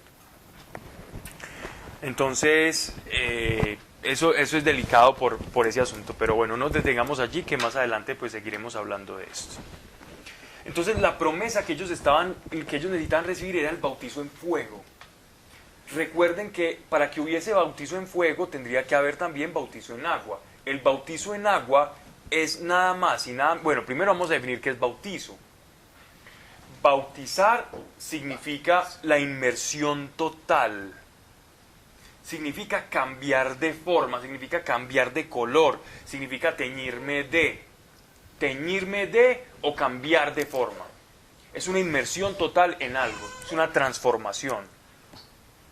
Entonces, mi primera transformación es el bautizo que predicaba Juan. Y el bautizo que predicaba Juan era, arrepiéntase. Mi primera transformación debe ser asumir que yo soy pecador y que yo me equivoco y que tengo la necesidad de un Salvador. El arrepentimiento no es nada más y nada menos, para reducirlo hasta donde se pueda reducir, asumo que soy malo, que estoy encochinado y que necesito un Salvador. Eso es el bautismo en agua. La necesidad, hacer conciencia de la necesidad de salvación. Ese era el arrepentimiento que predicaba Juan. Pero ese arrepentimiento por sí mismo no podía hacer nada, porque tu propio arrepentimiento no te puede salvar. ¿Qué es salvar? No te puede sacar de la condición en la que tú estás. Sí, yo me arrepiento, pero no puedes arreglar el problema. No lo puedes arreglar. Es como que por accidente maté a alguien, entonces me arrepiento a ver si resucita. No se puede. Ya el muerto está. Lo mismo ocurría con el bautizo de Juan. Sin embargo, por eso dice, pero vendrá otro del cual yo no soy digno, es decir, viene en un poder que yo no tengo, que es el Mesías, y el Mesías los bautizará en fuego. Es decir, y él realmente los va a poder purificar de lo que yo no puedo. Yo simplemente estoy desarrollando en ustedes el bautismo para que se arrepientan, pero él sí va a poder quemar lo que los está matando. Él los va a poder purificar por dentro.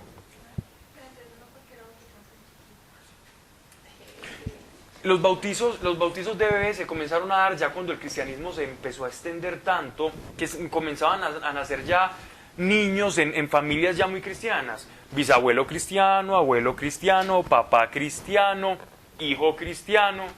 Y a veces los niños se morían, chiquiticos. Entonces los de la iglesia se preguntaban y se reunían y decían, ay, pero si este no se bautizó, ¿qué hacemos? Y si se murió, ¿y a dónde se va? Y no recibió y no se pudo arrepentir. Entonces nosotros como familia y como iglesia tenemos el poder de hacerle una inmersión dentro de la familia de Dios desde antes de que naciera. Entonces fue más como por contrarrestar ese temor de qué le pasa al niño, ¿no? Fue por esas circunstancias que se comenzó a dar el bautizo de los bebés. Pero aún a la fecha, dentro de la misma Iglesia Católica también, se hace renovación de votos bautismales y se meten a la pileta y se... inmersión.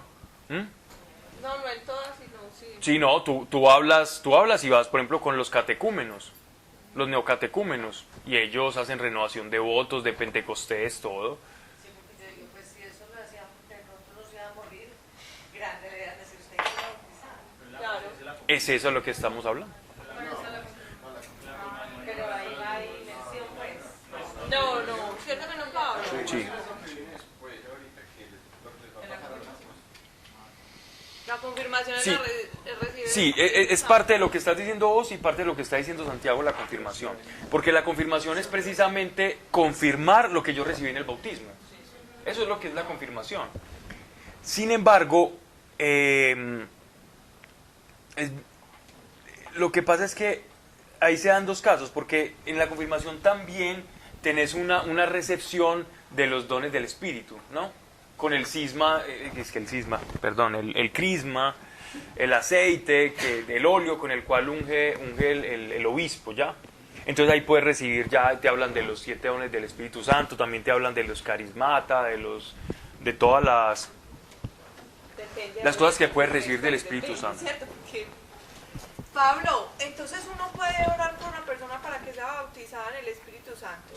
Sí, definitivamente sí. O sea, uno le puede pedir a Dios que, Sí. que venga y bautice a esa persona. Sí, claro. Ah, bueno. Pero nunca va a llegar el Espíritu Santo sin arrepentimiento. Pues sí, ya pues dependiendo O sea, del que proceso. van a bautizar, es que arrepentido. Total. Es que si uno no reconoce que es pecador, no hay necesidad de salvación, entonces no hay fe. Porque la fe, ¿qué es? Señor, yo creo que tú eres el Salvador. Si no hay necesidad de salvación, entonces el Salvador, ¿qué va a hacer? Un extra. Por eso es que Dios no ve las obras sino los corazones. Entonces hay muchas cosas de esas que en realidad pues, no Y es que la fe, puede hacer que no- la fe realmente cobra sentido como una herramienta para nuestra salvación, en tanto nosotros tengamos la necesidad del Salvador. De lo contrario, la fe no tiene sentido.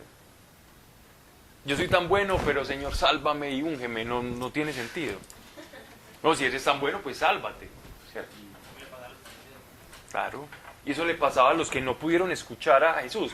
O sea, en el Evangelio se repite en numerosas oportunidades, uno ve, y viendo no vieron y oyendo no oyeron, escuchando no escucharon, el que tenga ojos para ver que vea, el que tenga oídos para oír que oiga.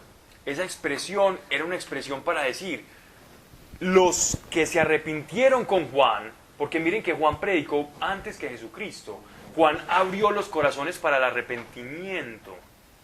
Los que escucharon a Juan primero fueron los que cuando Jesús pasaba, inmediatamente recibían palabras de vida eterna. Los que no, a pesar de ser muy eruditos y hacer todas las prácticas devocionales de los judíos, no se arrepintieron, escuchando a Juan, no fueron discípulos después de Jesús. Para esta mi pregunta, que le iba a hacer ahora. ¿Ves? En la época de Juan el Bautista, la gente bautizaba ya... La época de Juan el Bautista es completamente contemporánea a Jesús.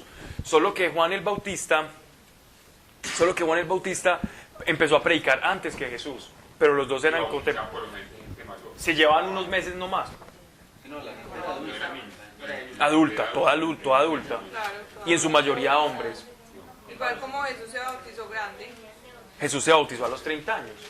Bueno, supongo que ellos de los apóstoles tuvieron que haber seguido a Juan el Bautista primero. Muchos de los apóstoles fueron primeros discípulos de Juan Bautista. De hecho, Juan, Pedro. Pablo, yo tengo una duda que está en Juan. ¿Por qué Jesús no bautizaba en agua sino sus discípulos?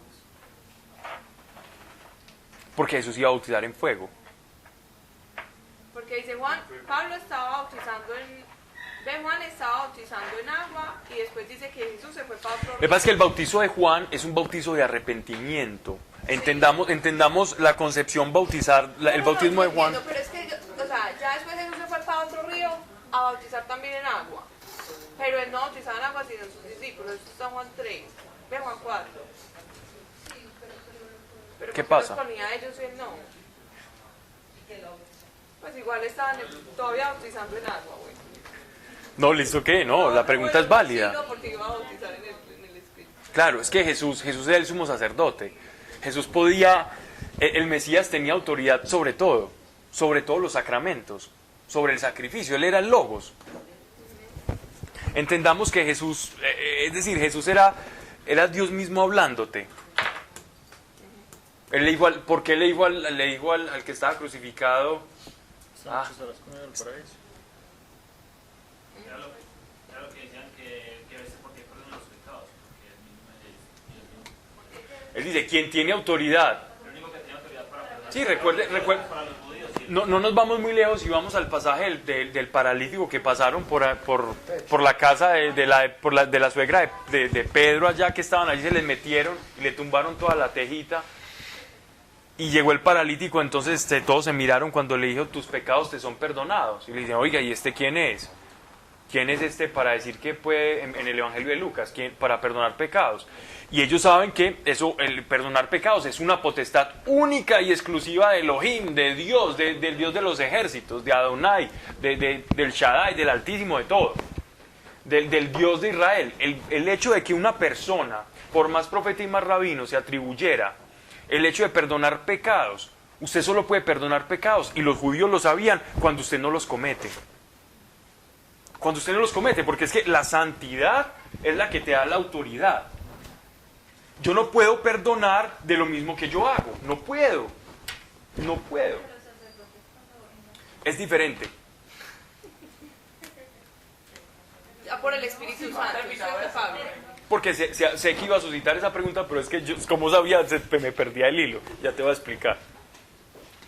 Entonces, ellos sabían que era tan supremamente delicado eso, que ellos inmediatamente iban a rasgarse las vestiduras en señal de blasfemia. ¿Este qué se cree? ¿El hombre de Dios o qué? Y él les dice, pues para que vean que el Hijo del Hombre... les pregunta, ¿qué es más fácil? ¿Perdonar pecados, decir tus pecados te son perdonados, o levántate y anda? Y ellos se quedaron mirándose. Entonces, como para que ustedes vean, el Hijo del Hombre tiene autoridad en el nombre de Jesús, no. Levántese y ande. Y el paralítico sale andando. Ellos se quedaron mirando como, ¿qué hacemos? Y en verdad que es más fácil. Es más fácil uno decir, levántese y ande, pero que no pase nada. Entonces él rubricó lo que había dicho con el milagro. Como quien dice, a ver, ¿qué es más fácil? Decir una mentira, una herejía de las que ustedes tienen, o decirle a esto. Le digo y se produjo la palabra. Y con eso no lo pudieron hacer nada, porque entonces la gente ahí mismo, y ahí dice pues en las escrituras, que ya la gente empezó como a buscarlo y a golparse. En el sacramento de la confesión, algo así dice el catecismo, lo que está haciendo el sacerdote es un intermediario, pero quien está perdonando los pecados no es el sacerdote. Es lo que dice Pablo, díganse sus pecados entre ustedes y... Claro que eso era distinto, porque eso eran los... Sí, pero eso, primero que eso sale de Pablo, que Pablo más adelante... Y sale de esa tradición, claro. De ahí va tomando esa forma y se va volviendo una confesión sacerdotal y sacramental. Antes era una confesión pública terrible. No, mira, es que hoy yo... Hombre, a ver qué dijera. Es que...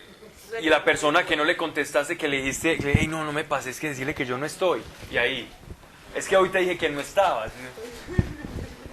¿Cierto? Como cosas así. Eso les tocaba a ellos enfrentar. Pero eso le ayuda a uno mucho, Pablo, para que dirán, eso debería ser así. Empiece pues. Sí. Hágalo. Por ejemplo. Hágalo. Sí, yo sé que eso es capaz. Hágalo. Ajá. ¿Para qué me van a poner en esa situación? Las contesta Dios, pues. Hola. Esa urticaria que le dio en el cuello a Daniel fue que le echaste polvo pica pica en la almohada y... Esa es la confesión del día, esa es la confesión del día. Que polvo pica pica. Pues Bien. sí. Pero eso me parece bacano. Sí, así eran las confesiones, era porque de verdad que si no lo hacías por santidad, no lo hacías por vergüenza, pues, porque era terrible. Y todos, otra vez lo mismo, hombre. ¿Cuántas veces, pues? También de pecado. No has podido con eso, Martistati. No has podido con eso. Bien. Ok. Que pensar que todo eso se haya acabado, ¿no, Pablo? Toda esa cultura. Sí, No, sí, pero sí. nosotros hicimos algo parecido en un retiro, ¿se acuerda? Sí. Sí, nos confesamos. Ay, yo no estaba ni en ese pueblo. Sí, todos dijimos cuál era el pecado recurrente. Yo no estaba. Sí, yo me acuerdo lo que Pablo dijo.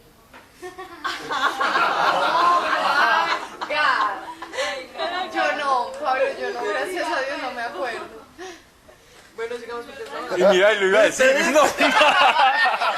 Se sintió impulsada. Tuvo un impulso por allá. Un impulso entrañable. ¿Qué cosa?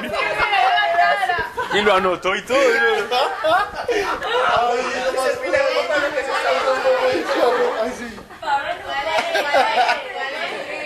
Pero Pablo, yo le sirvo un poquito, espero. Versículo 4.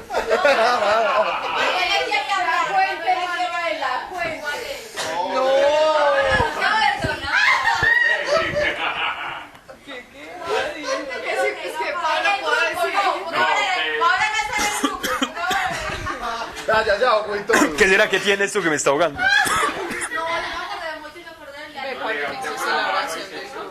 Ay, no, Manuela, es peligrosa. Siempre hagamos confesiones. Dani, esa memoria no os conviene.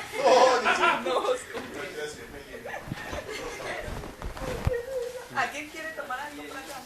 Yo todavía me acuerdo cuando me decías que me querías. Cuidado con eso.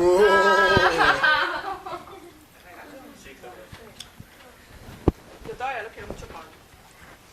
Ok. Es que todavía. Así no sé hasta cuándo fue, pero... Y comiendo con ellos les mandó apartarse de Jerusalén. Bueno, ahí vamos avanzando. Sino esperar la promesa del Padre que de mí habéis escuchado. Qué hermosura esto. Porque Juan bautizó en agua, pero vosotros, pasados no mucho más días, seréis bautizados en el Espíritu Santo. Es decir, seréis inmersos en el Espíritu Santo. En el fuego, van a ser limpiados completamente. Ellos pues, estando reunidos, le preguntaban. Miren esta pregunta, ya son las 9:30. Pero vamos a terminar acá. Pero miren esta pregunta que ellos le hacen, donde uno se da cuenta que a los apóstoles, a pesar de tanto tiempo de verlo resucitado, les estaba enseñando las verdades espirituales del reino. Y la mente de los judíos y de tanta enseñanza y formación, ellos necesitaban hacer una reingeniería de su propio judaísmo tremenda. Porque miren las alturas del partido, la pregunta que ellos le hacen al Señor. Señor, ¿es ahora cuando vas a restablecer el reino de Israel? Es ahora cuando vas a restablecer el reino de Israel. ¿Te acuerdas? Todas estas promesas que acabamos de leer.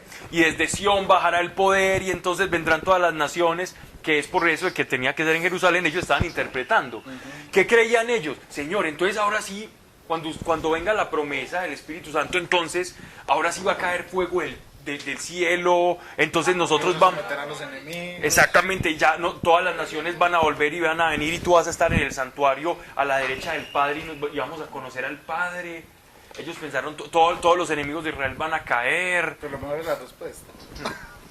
Entonces ellos comienzan todavía tenían esa visión supremamente esquematizada de la venida del reino, demasiado material, demasiado desmoralizante no es inmoral, no porque es descorazonador, desesperanza, no, simplemente porque ellos tenían una expectativa de algo mucho más, el rey Mesías, como el rey David que llega así resucitado, y claro, todos lo van a ver y wow, ¿no? Y nosotros vamos a ser como los 12 valientes de Jesús, así como los 30 valientes de David, supremamente metidos ahí. Pero miren cómo le responde. Jesús le responde sin responderle. Él le responde lo que en verdad ellos van a hacer y no lo que ellos están creyendo. Se lo responde con una sutileza como las del Señor. Vean. Él les dijo: no os toca a vosotros conocer los tiempos ni los momentos que el Padre ha fijado en virtud de su poder soberano. ¿Qué creen que le respondió ahí? Sí, con elegancia. No os toca, es decir, ustedes no, el tiempo cronos de Dios, ustedes no lo saben, no tienen por qué hacer, pero yo sí les voy a decir, les voy a cambiar, lo que ustedes me están queriendo preguntar, se los voy a responder en relación a lo que ustedes van a hacer y cómo van a ser parte de ese reino venidero. Eso sí se lo responde el Señor. Entonces mire lo que les dice. Conocer los tiempos ni los momentos que el Padre ha fijado en virtud de su poder soberano, pero recibiréis la virtud del Espíritu Santo. Esa virtud puede ser traducida en otros textos como un don. No, fuerza, Pablo, como la fuerza. Como fuerza. Creo que la palabra... Sí, porque... Más bonito, virtud. Sí, porque si uno ve dínamo como... Sí, se ve como una energía, ¿no? La virtud del Espíritu Santo, pero es poder. Para traducir puede ser más fácil como poder, ¿cierto?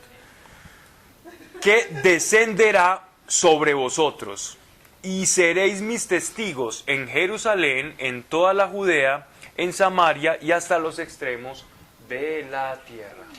Y él está diciendo literalmente cómo va a iniciar la expansión del Evangelio. Es que el Evangelio empieza en Jerusalén, donde reside el Espíritu Santo, se extiende a Samaria, a las tribus del norte, y después sube a la parte de donde está Antioquía, Siria, y después también baja, al mismo tiempo va bajando al África, y ya por último hasta los confines de la tierra, que ya es el mundo gentil, ¿cierto? Donde ya habían más poquitos judíos, habiendo muchos, habían más poquitos que en ese territorio. Entonces, esto es muy hermoso porque aquí se va a condensar, y aunque lo dejo para la próxima porque son las 35, se va a condensar muchas promesas que las vamos a leer del Antiguo Testamento. Lo importante que va a pasar en este momento. Aquí ya nace con recibir esta promesa, nace lo que se llama iglesia. Vamos a orar. Que lo que sigue es supremamente bueno, porque vamos a hablar del don de lenguas, de todo esto. Cada clase está quedando un hijo de madre. Que en cada clase está quedando un hijo tuyo.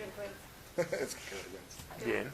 Señor, gracias Padre porque nos tienes acá reunidos por tu amor. Gracias porque somos parte de tu pueblo escogido. Cada uno, Señor, con sus talentos, su manera de ser, Padre, para enriquecer tu cuerpo.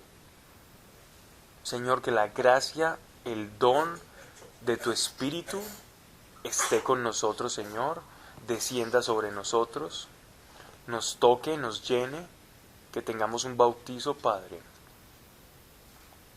en tu Espíritu Santo, para poderte ser también testigo, Señor, como en aquel día. Padre, gracias, Señor, y que solo lo que sea de instrucción, Padre, permanezca en nuestro corazón, Señor, y que lo que esté en nuestro corazón pase a la acción en el nombre de Cristo Jesús. Amén. Amén. Gracias, Pablo.